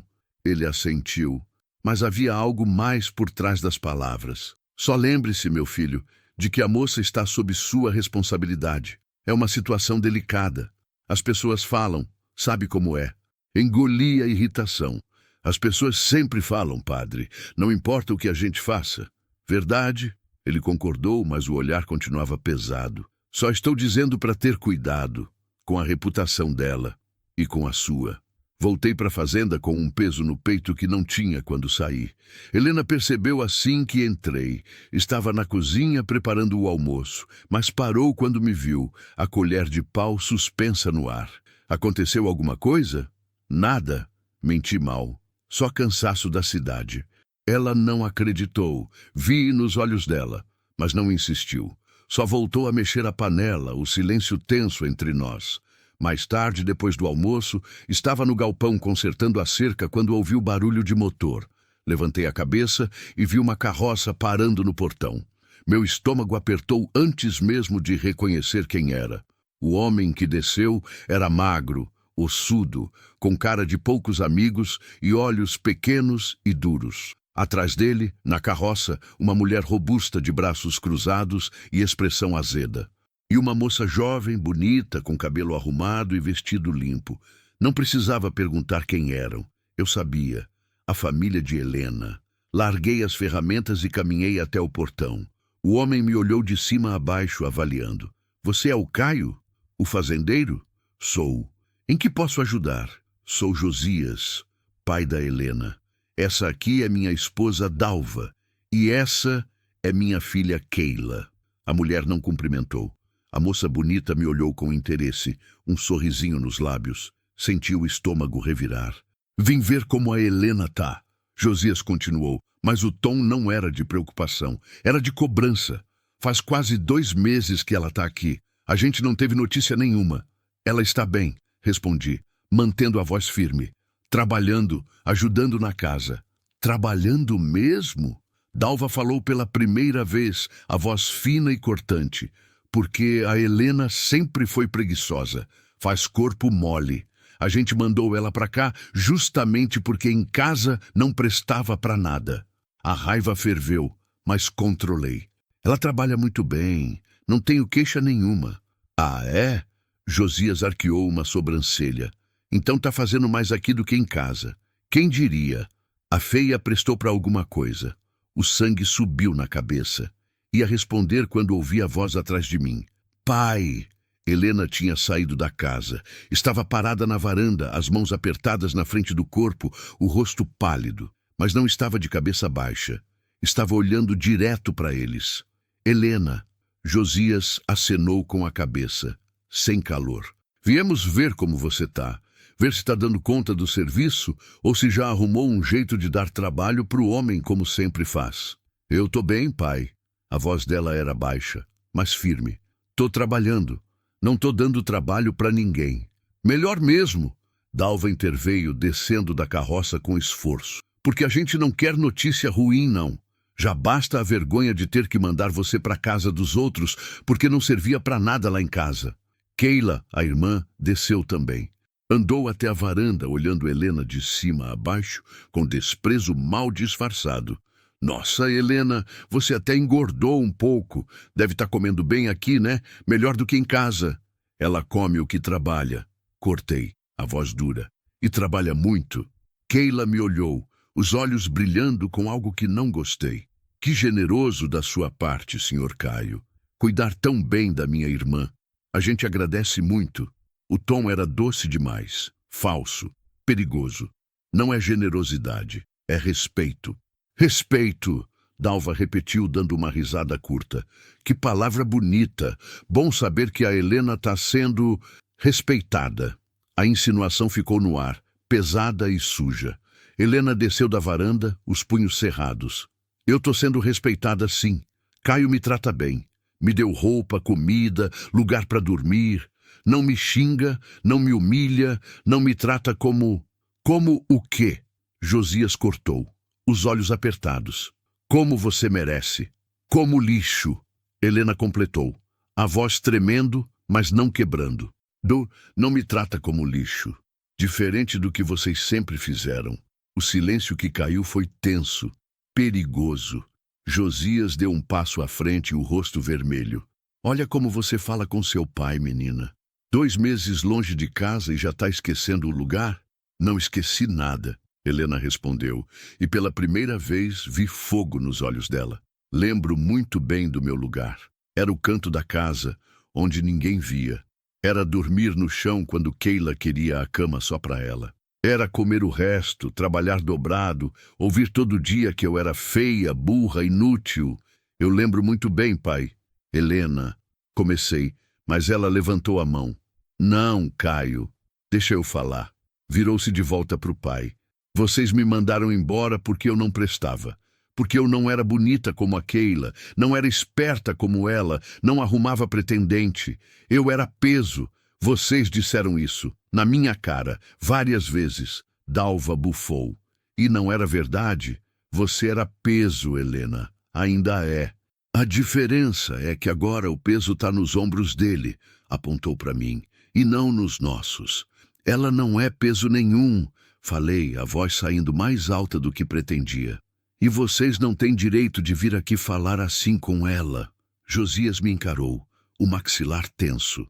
Ela é minha filha. Eu falo como eu quiser. Não aqui. Não na minha propriedade. Aqui ela é respeitada. E se vocês não conseguem fazer isso, podem ir embora. O silêncio voltou, mais pesado ainda. Keila quebrou primeiro, dando uma risadinha. Nossa, que protetor. A feia arrumou um cavaleiro. Que fofo. Cala a boca, Keila. Helena disse a voz baixa, mas cortante como faca. Keila arregalou os olhos, surpresa. Todos ficaram surpresos. Helena nunca respondia, nunca rebatia. O quê? Keila deu um passo à frente. Você tá mandando eu calar a boca? Você? Tô... Helena não recuou. Cansei de ouvir você. Cansei de ser comparada, diminuída, pisada. Eu não sou feia, Keila. Eu só não sou você. E graças a Deus. Keila ficou vermelha, a boca abrindo e fechando sem som. Dalva interveio, a voz aguda. Que desrespeito é esse, Helena? Você enlouqueceu? 2 meses longe e já não sabe mais quem você é?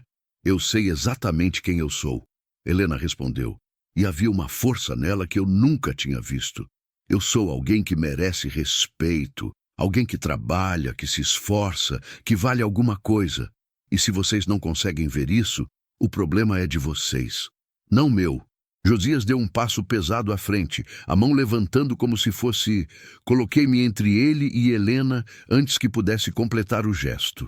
Não, falei baixo, firme, olhando direto nos olhos dele. Você não encosta nela. Josias me encarou, os olhos cheios de raiva, mas também de algo mais. Medo, talvez.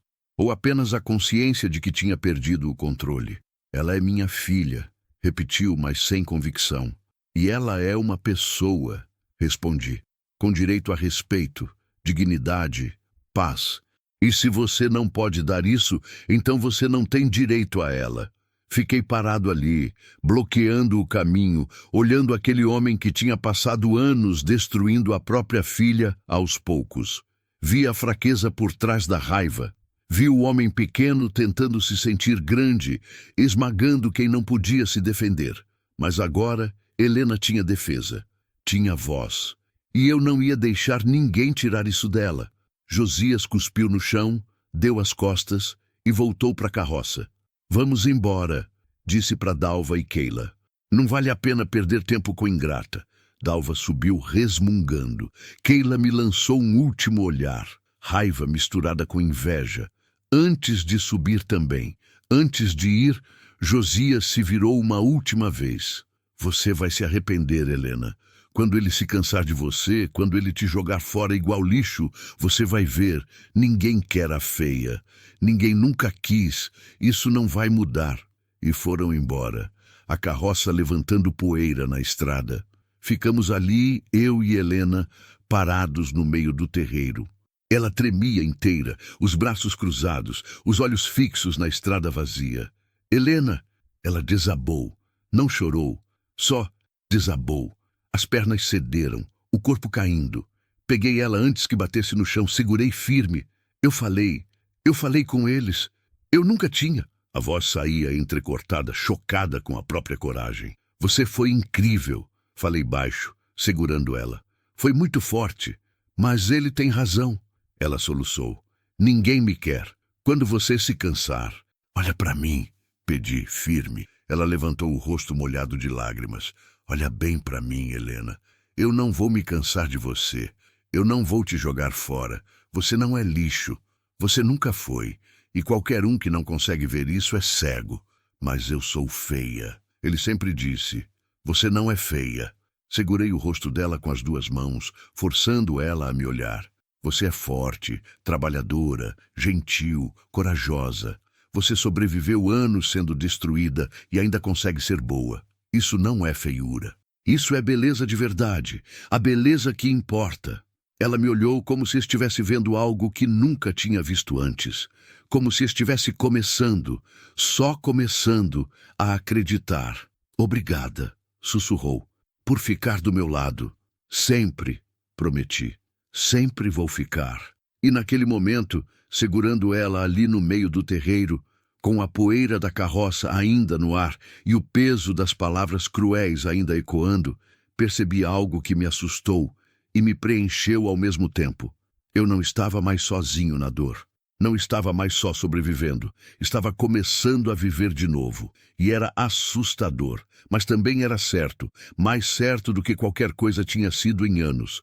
Continue e alongue o próximo 11:44, capítulo 7. O dia que tudo mudou. As semanas depois da visita da família foram estranhas. Helena ficou mais quieta nos primeiros dias, como se ainda estivesse processando o confronto, medindo as consequências de ter finalmente respondido. Eu via ela parada, às vezes, olhando para a estrada, a testa franzida, os dedos nervosos mexendo na barra do vestido. Tinha medo de que voltassem, medo de que levassem ela embora, medo de que tudo aquilo, a paz, o respeito, o lugar seguro, fosse temporário. Mas aos poucos, algo diferente começou a florescer. Ela sorria mais. Não muito, não do dia para a noite, mas pequenos sorrisos que apareciam quando menos esperava. Quando os cachorros faziam alguma bobagem. Quando o pão que ela fazia crescia perfeito no forno. Quando eu voltava do pasto e ela ouvia a caminhonete chegando. E eu comecei a viver de novo, de verdade. Não só acordar, trabalhar, comer, dormir, mas viver, reparar nas coisas. No cheiro do café pela manhã, no som da risada dela, rara, mas real. Na forma como a casa não era mais um túmulo de memórias, mas um lugar habitado. Uma tarde, 3 semanas depois da visita, estava consertando o telhado do celeiro quando ouvi vozes vindas da casa. Vozes femininas. Várias. Franzindo a testa, desci da escada e caminhei até lá. Na cozinha, encontrei Helena cercada por 4 mulheres da vila. Reconheci todas. Dona Marta, a costureira, Joana, filha do dono do mercado, Cleide, esposa do mecânico, e Terezinha, a parteira mais velha da região. Todas falando ao mesmo tempo, gesticulando, enquanto Helena, no centro, parecia entre surpresa e constrangida. Caio. Dona Marta me viu primeiro. Chegou na hora. A gente estava justamente falando de você. Bom dia, Dona Marta. Senhoras, cumprimentei, tirando o chapéu. Aconteceu alguma coisa? Aconteceu sim, Terezinha respondeu, os olhos vivos apontando entre mim e Helena. A gente ficou sabendo da visita que a família dela fez e das coisas horríveis que falaram. Meu estômago apertou. Fofoca viaja rápido em cidade pequena. E viemos aqui, Joana continuou, dizer para Helena que ela não tá sozinha, que tem gente que vê o valor dela, mesmo que a família não veja. Helena estava vermelha, os olhos marejados. Vocês não precisavam... Precisávamos sim, Cleide cortou. Aquela Dalva sempre foi uma víbora, e o Josias, um homem fraco que compensa a fraqueza pisando nos outros. A gente sabe como eles tratavam você, e não é certo. A menina é trabalhadora, Dona Marta acrescentou a mão no ombro de Helena. Sempre foi. Eu via ela na vila, sempre com a cabeça baixa, sempre carregando peso dobrado, enquanto a irmã passeava toda enfeitada. Quebrou meu coração. Mas agora olha para você. Ela sorriu. Tá diferente.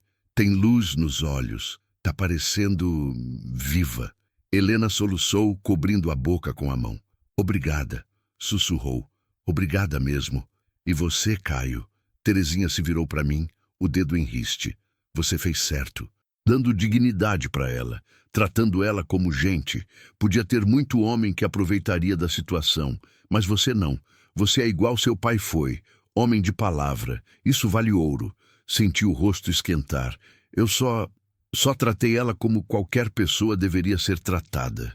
Pois é exatamente isso que falta no mundo. Joana suspirou.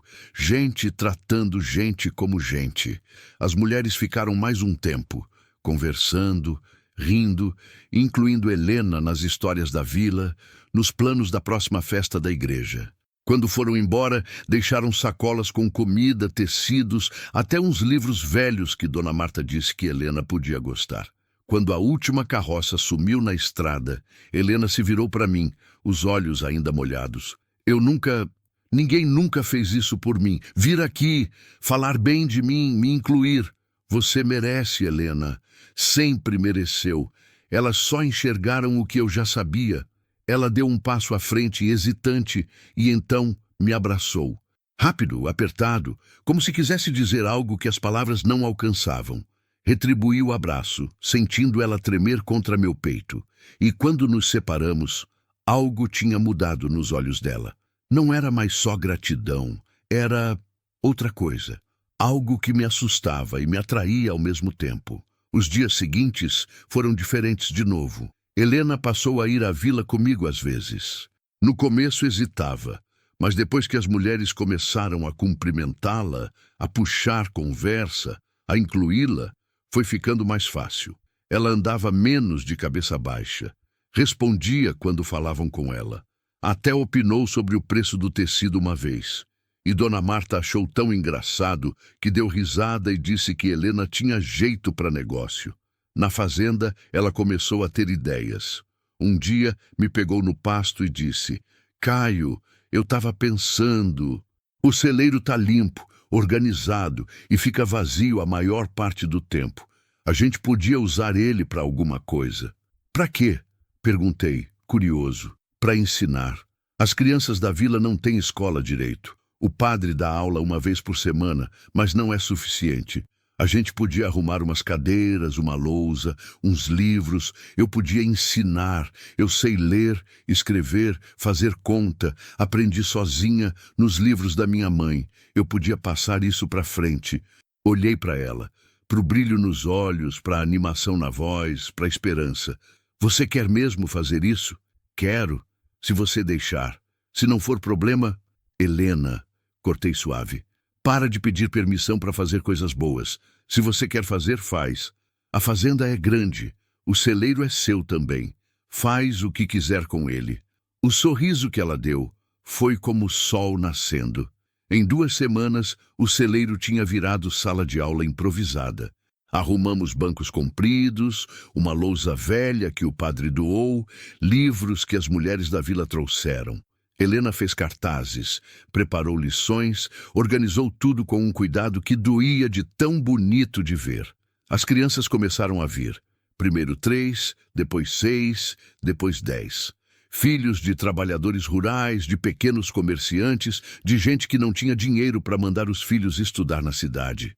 Helena ensinava com paciência, com carinho, com uma paixão que eu não sabia que ela tinha. Eu passava pelo celeiro, às vezes, só para ver, e via ela lá na frente apontando para a lousa, explicando, sorrindo quando uma criança acertava, encorajando quando erravam, e via as crianças olhando para ela com admiração, respeito, carinho. Ela não era mais invisível, não era mais a feia, era a professora Helena, era a moça que ensinava, que ajudava, que se importava, e era a coisa mais bonita que eu já tinha visto. Uma noite, depois das aulas, estávamos sentados na varanda de novo. Tinha virado ritual. Sentar ali, tomar café, olhar as estrelas, conversar ou só existir em silêncio confortável. Caio, Helena disse de repente, a voz baixa. Posso te perguntar uma coisa? Sempre pode. Você já pensou em recomeçar? Em encontrar alguém de novo? A pergunta me pegou desprevenido. Fiquei em silêncio, processando. Pensei, admiti depois de um tempo. No começo achava impossível. Parecia traição. Parecia que eu estava apagando Mariana. Mas depois eu percebi que não é apagar. É continuar. Ela não ia querer que eu ficasse sozinho para sempre. Ela ia querer que eu vivesse. De verdade. Helena assentiu devagar, os dedos nervosos na caneca. E você acha que conseguiria amar de novo? Olhei para ela, para o perfil iluminado pela luz fraca da varanda, para os olhos escuros que tinham visto tanta dor, mas ainda conseguiam ser gentis, para as mãos calejadas que trabalhavam duro, mas também ensinavam crianças com ternura. Acho, falei, a voz rouca. Acho que sim, com a pessoa certa. Ela engoliu em seco, mas não desviou o olhar. E eu? Perguntou tão baixo que quase não ouvi. Você acha que alguém poderia gostar de mim? Desse jeito? Feia, quebrada, cheia de... Você não é feia, cortei a voz firme. Quantas vezes eu vou ter que dizer isso até você acreditar? Mas minha família... Sua família estava errada. Completamente errada. Você é... Parei, procurando as palavras certas. Você é forte, é gentil, é inteligente, é bonita de um jeito que importa. E qualquer um que não consegue ver isso não merece você. Ela me olhou, os olhos enchendo. Caio, e se você está perguntando se eu acho que alguém poderia gostar de você? Continuei, meu coração batendo descompassado. A resposta é sim, com certeza. Por quê? Porque eu gosto. Eu gosto de você, Helena. Muito. Mais do que devia. Mais do que é seguro. O silêncio que veio depois era denso, carregado, pulsante. Helena ficou me olhando, a respiração rápida, os olhos arregalados. Você gosta de mim? A voz dela era incrédula, chocada. Gosto, confirmei, não tinha mais volta.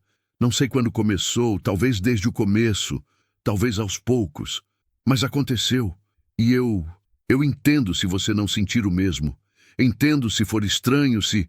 Eu também gosto de você. Ela cortou, as palavras saindo rápidas, desesperadas. Eu gosto de você, Caio. Muito. Desde que você me deu aquele primeiro copo de café. Desde que me tratou como gente. Mas eu nunca achei que alguém como você pudesse. Alguém como eu? Repeti suave. Helena, eu sou um viúvo solitário que vivia preso no passado. Você me trouxe de volta. Você me fez lembrar que ainda tem vida valendo a pena. Você me deu propósito de novo. Como que eu não ia gostar de você? As lágrimas escorriam agora, mas ela estava sorrindo. Sorrindo de verdade. Eu não sei o que dizer. Não precisa dizer nada. Levantei, me aproximando dela. Só deixa eu ficar perto. Deixa a gente tentar. Devagar. No nosso tempo. Sem pressa. Ela assentiu, levantando também. Ficamos ali, de pé na varanda, a poucos centímetros um do outro. Levantei a mão devagar. Dei tempo para ela recuar se quisesse. Ela não recuou. Toquei o rosto dela, limpando as lágrimas com o polegar. Posso te beijar? Perguntei, a voz rouca. Ela assentiu, os olhos fechando. Inclinei-me e a beijei. Devagar, suave, respeitoso, senti ela tremer, as mãos subindo para os meus ombros, se segurando. O beijo não durou muito, não precisava. Era promessa, não exigência. Era começo, não final. Quando nos separamos, ela estava sorrindo, os olhos brilhando. Isso foi... bom, completei. Foi bom. Foi, ela concordou, rindo baixinho. Muito bom.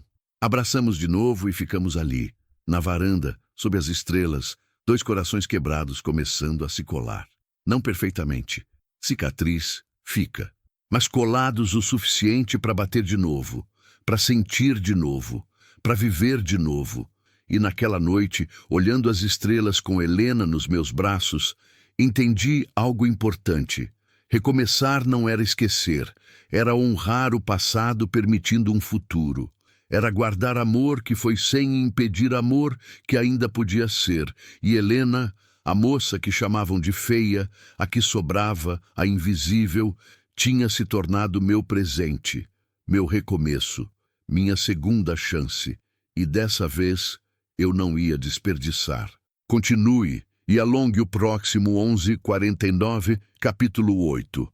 Raízes novas em terra antiga. Os meses que se seguiram foram os mais leves que vivi desde a morte de Mariana. Não que a dor tivesse sumido, cicatriz não desaparece, só aprende a conviver. Mas agora tinha algo além da dor. Tinha Helena, tinha risos na cozinha, conversas na varanda, planos para o futuro. Tinha vida. A relação entre nós cresceu devagar, com cuidado, como planta em terra boa, mas pisoteada. Precisa de tempo, de paciência, de sol na medida certa. Não foi filme, não foi conto de fadas, foi real, com medos, inseguranças, passos para frente e para trás. Mas foi verdadeiro, e isso valia mais que qualquer fantasia. Helena ainda tinha dias ruins, dias em que acordava quieta demais, olhando para o nada, carregando o peso das palavras da família como pedras nas costas. Nesses dias, eu não pressionava. Só ficava perto, fazia café, sentava ao lado, deixava ela saber que não estava sozinha. Aos poucos, ela voltava, falava, chorava às vezes, e depois respirava fundo e continuava. Eu também tinha meus dias, dias em que o quarto vazio doía mais, dias em que passava pela porta e via Mariana ali, grávida, sorrindo, fazendo planos. Nesses dias, Helena não fingia que tudo estava bem. Não tentava me distrair com falsa alegria. Só pegava minha mão e dizia: ela foi muito amada e sempre vai ser. E bastava. A escola no celeiro cresceu. De 10 crianças passou para 15, depois 20. Helena contratou, com o dinheiro que insisti que ela recebesse pelo trabalho, uma ajudante, a jovem Lucinha, filha de Dona Marta. Juntas, organizaram horários, níveis, até uma pequena biblioteca com livros doados. O celeiro, que era símbolo de rejeição, virou símbolo de esperança. A vila mudou também. No começo ainda tinha olhares desconfiados, cochichos. Mas aos poucos, vendo Helena trabalhar, vendo as crianças aprenderem, vendo a dedicação dela, os sussurros viraram elogios. A professora Helena se tornou nome respeitado. Mães vinham agradecer. Pais tiravam o chapéu quando passavam por ela. E Helena, pela primeira vez na vida, era vista. De verdade. Foi numa tarde de sábado, 6 meses depois daquela noite na varanda, que tudo mudou de novo. Estávamos na cozinha preparando um jantar juntos. Tinha virado hábito nosso, cozinhar lado a lado, conversando sobre o dia, rindo de bobagens. Eu descascava batatas. Ela temperava a carne. Os cachorros dormiam no canto. O rádio tocava baixinho uma música sertaneja antiga. Helena estava cantarolando junto, distraída, quando de repente parou. A faca ficou suspensa no ar. O rosto empalideceu. Helena? Larguei a batata, me aproximando. O que foi? Ela apontou para a janela, a mão tremendo. Lá fora, entrando pelo portão, vinha uma carroça. E nela reconheci imediatamente estavam Josias, Dalva e Keila. O estômago de Helena revirou. Vi no rosto dela. O medo voltou instantâneo, visceral, memória do corpo que não esquece. Eles voltaram, sussurrou a voz fina. Por que eles voltaram, Caio? Não sei. Coloquei a mão no ombro dela, firme. Mas não vão te levar. Não vão te machucar. Eu prometo. Ela assentiu, mas o corpo todo tremia. Saí da casa, ela atrás de mim, e caminhei até o portão. Josias desceu da carroça com dificuldade. Parecia mais velho, mais curvado. Dalva estava mais gorda, o rosto vermelho de calor. Keila descia delicadamente, o vestido novo demais, os sapatos brilhando demais, tentando impressionar. Caio! Josias cumprimentou, a voz sem a agressividade de antes, quase cordial. Boa tarde. Josias, respondi neutro. O que traz vocês aqui? Ele tossiu, olhou para Dalva, que cutucou Keila. A moça deu um passo à frente, sorrindo. Viemos pedir desculpas, Keila disse, mas o sorriso não chegava nos olhos. Pela última visita, falamos coisas inadequadas. Estávamos nervosos, preocupados com Helena. Mas foi errado. Cruzei os braços, desconfiado. Entendo. E Helena, vocês vão pedir desculpas para ela também? Keila olhou para trás, onde Helena estava na varanda, meio escondida atrás da coluna. Claro, mana. Keila usou o apelido que nunca usava. Desculpa mesmo. A gente não devia ter falado aquilo. Você tá bem aqui. Isso é bom. Helena não respondeu. Só ficou olhando, os olhos apertados, lendo nas entrelinhas. Dalva deu um passo à frente, as mãos cruzadas na frente do corpo. A verdade é que a gente veio por outro motivo também, admitiu, a voz melosa demais. A gente precisa de ajuda, Caio. Lá estava, o verdadeiro motivo. Que tipo de ajuda? Perguntei, a voz dura. Josias suspirou fundo, como se carregar o mundo. A situação tá difícil, muito difícil. A colheita foi ruim, as dívidas aumentaram, a gente tá quase perdendo a terra. E ouvimos falar que você e Helena estão juntos. Ele engoliu. E que a fazenda tá indo bem. Então pensamos que talvez você pudesse ajudar a família dela. Um empréstimo, uma ajuda, qualquer coisa. O sangue ferveu. Vieram pedir dinheiro. Depois de anos humilhando Helena, depois de mandarem ela embora como lixo, vieram pedir dinheiro. Entendo. Falei, controlando a voz. E o que Helena acha disso? Todos olharam para ela. Helena desceu da varanda devagar, cada passo medido, o rosto fechado. Eu acho, ela disse, a voz baixa, mas firme, que vocês têm coragem. Josias franziu a testa. Helena, somos sua família. Família. Ela deu uma risada sem humor.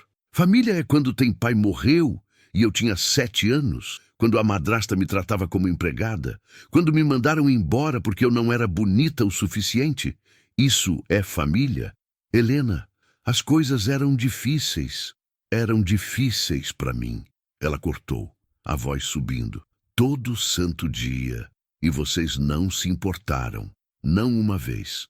Keila revirou os olhos. Ah, pelo amor de Deus, Helena. Você sempre foi dramática. A gente não te tratava tão mal assim. Não? Helena deu um passo à frente. Você lembra quando fez eu dormir no chão porque queria a cama inteira para você? Lembra quando disse pro João, aquele rapaz que tinha me chamado para a festa, que eu era feia e burra e que ele devia chamar você? Lembra quando comeu minha comida e disse que eu não precisava comer tanto porque gorda e feia é pior que só feia? Keila corou, a boca abrindo e fechando. Eu era criança. Você tinha 17 anos, Keila. E eu lembro de cada palavra, cada humilhação, cada vez que você me fez sentir que eu não valia nada. Dalva bufou, impaciente. Tá bom, tá bom. Fomos ruins, admitimos. Mas agora a gente precisa de ajuda. E você tem condições de ajudar. Ou vai negar ajuda para a própria família? Helena ficou em silêncio por um momento longo. Depois olhou para mim. Eu acenei com a cabeça. A decisão era dela. Ela virou de volta para a família. Eu não vou ajudar, disse Clara, firme. Não porque eu não tenho condições, mas porque vocês não merecem. Vocês nunca me trataram como família, só como peso, como problema, como algo para se livrar. E agora que vocês precisam, acham que podem voltar? Que podem pedir? Não, não funciona assim. Josias deu um passo pesado à frente, o rosto vermelho. Você está sendo egoísta, Helena. Ingrata. A gente te criou, te deu teto, comida. Vocês me deram sobras. Helena respondeu, a voz tremendo, mas não quebrando. Sobras de comida, sobras de atenção, sobras de amor. E mesmo assim, eu agradecia. Porque eu não sabia que merecia mais. Mas agora eu sei. E eu não vou mais aceitar migalhas, de vocês ou de ninguém. O silêncio que caiu era denso, pesado. Keila tentou uma última cartada, os olhos brilhando com lágrimas falsas. Helena, por favor, a gente vai perder tudo. A gente vai ficar na rua. Você quer isso? Quer ver a própria família na miséria? Helena olhou para a irmã e pela primeira vez não havia dor nos olhos dela. Só clareza. Eu já vivi na miséria, Keila. Miséria emocional. E vocês não se importaram. Então não, eu não vou ajudar. Vocês vão ter que resolver sozinhos, como eu tive que resolver sozinha a vida inteira. Josias cuspiu no chão, virando as costas. Inútil, sempre foi. Pelo menos a Keila tem coração. Não, Helena disse, e havia força na voz agora. Keila tem interesse, diferente de coração. Entraram na carroça, Dalva resmungando, Keila lançando olhares de ódio. Antes de irem, Josias se virou uma última vez. Você vai se arrepender, Helena. Vai ver. Quando tudo desmoronar, quando ele te largar, você vai querer voltar e não vai ter lugar para você. Eu sei. Helena respondeu calma. Nunca teve. E foram embora. Quando a poeira baixou, Helena desabou. Não de tristeza, de alívio, de libertação. Segurei ela e ela chorou, mas não era choro de dor. Era choro de quem finalmente se soltou das correntes. Você foi incrível, sussurrei no cabelo dela. Tão forte, tão corajosa. Eu estava com medo, ela admitiu, a voz abafada no meu peito. Muito medo, mas eu não podia voltar atrás. Não depois de tudo. E não voltou. Você ficou firme. Você se respeitou. Ela levantou o rosto molhado, os olhos vermelhos, mas brilhando. Eu tenho você. Isso me fez forte. Saber que alguém acredita em mim, que alguém me vê, me ama. Meu coração pulou. Ama? Repeti baixinho. Ela corou, mas não desviou o olhar. Ama. Eu te amo, Caio. Faz tempo. Só não tinha coragem de dizer. Segurei o rosto dela com as 2 mãos. Eu também te amo, Helena. Te amo tanto que assusta, tanto que não sei o que fazer com isso. Vive, ela disse simples. Vive comigo, constrói comigo. É só isso que eu quero. Beijei ela ali, no meio do terreiro, com o sol se pondo e os cachorros latindo e o vento trazendo cheiro de terra e mato. Beijei ela como promessa, como futuro, como recomeço. 6 meses depois, nos casamos. Cerimônia simples na igreja da vila, com o padre Antônio sorrindo satisfeito, as mulheres chorando de emoção, as crianças da escola jogando arroz. Helena estava linda, num vestido branco simples que Dona Marta fez. Eu estava nervoso, feliz, assustado, grato, tudo junto. Quando o padre perguntou se eu aceitava Helena como esposa, respondi sem hesitar: aceito, com tudo que ela é, com tudo que ela foi, com tudo que ela vai ser. E quando perguntou a ela, Helena sorriu, aquele sorriso que eu tinha ajudado a renascer, e disse: aceito, com tudo que ele é, com as cicatrizes, com as memórias, com o amor que ele carrega. Aceito tudo, porque tudo isso fez ele ser quem ele é, e eu amo quem ele é.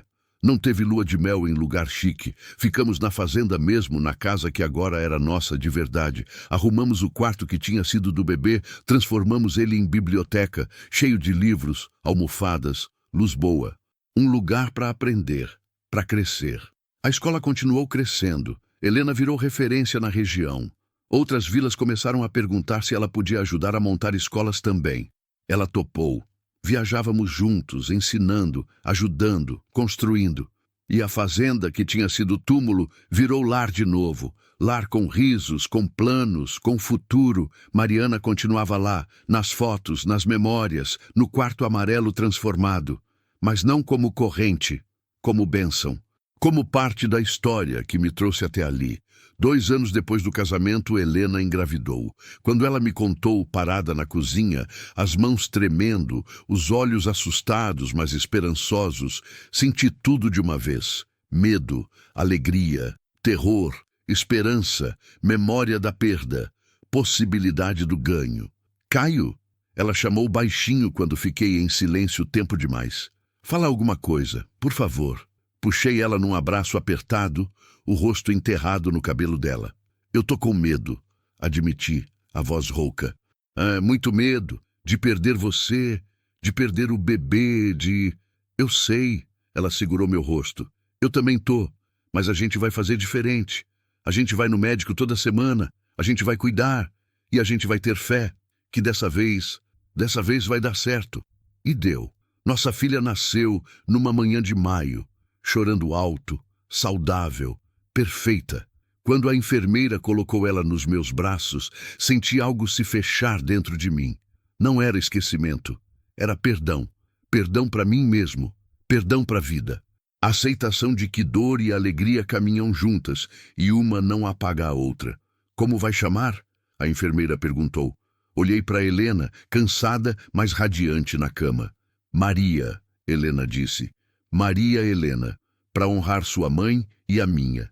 Mariana, Maria, um círculo se fechando, uma nova vida honrando as que se foram. E segurando minha filha, com minha esposa ao lado, entendi finalmente. A vida não é sobre escolher entre passado e futuro. É sobre carregar o passado com respeito enquanto se constrói o futuro com esperança. Helena não era substituta de Mariana, era capítulo novo. Amor diferente, igual de verdadeiro. E juntos, nós três, eu, ela e Maria, éramos prova de que recomeço é possível, que amor não é finito, que cicatriz não é fraqueza, é sobrevivência. E que às vezes a pessoa que a vida manda não é a que você esperava, é a que você precisava. A filha que chamaram de feia, a que ninguém queria, a invisível. Tinha se tornado minha luz, minha força, meu lar, e o celeiro que era símbolo de rejeição agora ecoava com risos de crianças aprendendo, com esperança crescendo, com futuro se construindo, porque Helena tinha razão desde o começo. A gente não precisa ser o que os outros dizem, a gente só precisa ser visto por quem realmente importa e ser amado, de verdade, como a gente sempre mereceu.